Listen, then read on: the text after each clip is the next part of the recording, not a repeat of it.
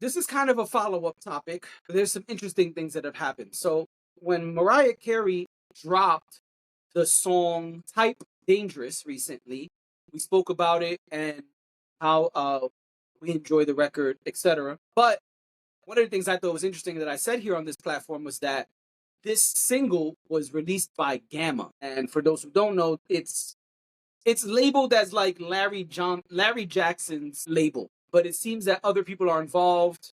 Usher has publicly said he's involved. In an interview, Larry Jackson insinuated that Drake was involved. He said when he was looking for funding to start the label, Drake was one of the people who answered his call. I feel like there was another person. I want to say L.A. Reid, but I could be wrong about that part. Anyway, it seems there's more to the story. And so we go to the Hollywood Reporter. It says here Mariah Carey signs multi-album deal with Gamma. L.A. Reid will produce the singer's next album as part of the new partnership with the company launched by Larry Jackson. It says Mariah Carey has entered into a partnership with Gamma, Larry Jackson's independent music company, as the singer is readying the release of her upcoming 16th album. Jackson and Carey first revealed the new partnership in interviews with Forbes last week, just ahead of Carey's latest single, Type Dangerous, with the outlet confirming they're partnered for a multi-album deal. The album itself is being executive produced by L.A. Reid, who worked closely with Carey after signing her to Island Def Jam in the early 2000s, where she released her multi-platinum, The Emancipation of Mimi. It says Jackson has quickly turned Gamma into one of the music industry's most notable indie companies since its 2023 launch, working with artists like Usher, Sexy Red, and Snoop Dogg, the latter of whom moved Death Row under Gamma for distribution services. Carey comes to Gamma after having previously signed with Sony's Epic Records, where she released her most recent studio album, Caution, back in 2016. Quote, what Larry Jackson is building at Gamma is beyond music, Carey told Forbes. Quote, it's a cultural shift, and I'm excited to be part of something that honors legacy while pushing boundaries. This next chapter is about owning my narrative and creating freely on my own terms. Carey and Gamma released Type Dangerous last Friday, marking Carey's first new single in several years. With it, Carey is looking to tie with the Beatles for the most number ones ever on the Hot 100. The Fab Four have 20 number ones all time, while Carey is close behind at 19. So actually, after this article came out, that changed. And so let's talk a little bit about that as well.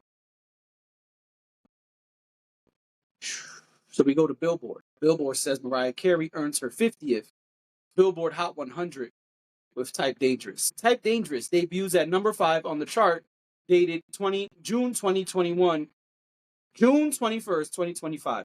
It's hot, y'all. I'm sweating. I know y'all see your boy sweating. I'm sorry. It's too hot to be thinking. It says released June 6th. The song starts with 2.5 million official streams, 14.7 million in radio airplay audience, and 5,000 sold in the United States in the week ending in June 12th, according to data tracker Luminate. Boosting its profile, Carey performed Type Dangerous on the 2025 BET Awards on June 9th, when she also was honored with the Ultimate Icon Award. The track, which Carey co-wrote and co-produced, previews her 16th album after her Caution album in 2018.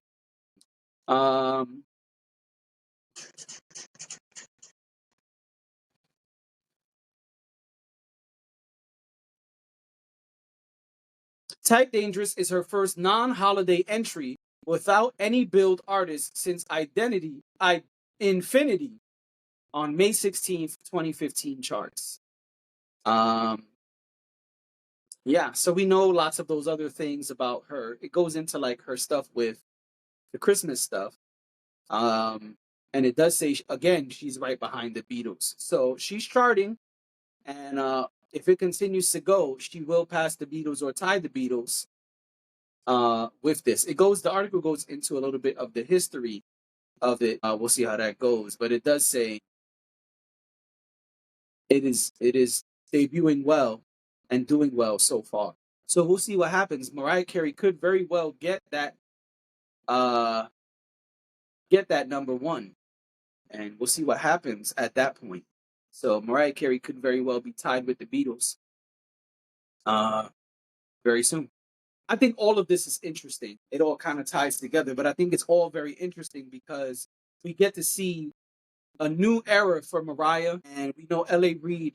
We know what he does. So to see Mariah and L.A. Reid come together again, I think is a beautiful thing. I think it's really interesting. Mariah making the move over to Gamma for a multi-album deal, and I'm curious to see how long that deal is. How is it structured?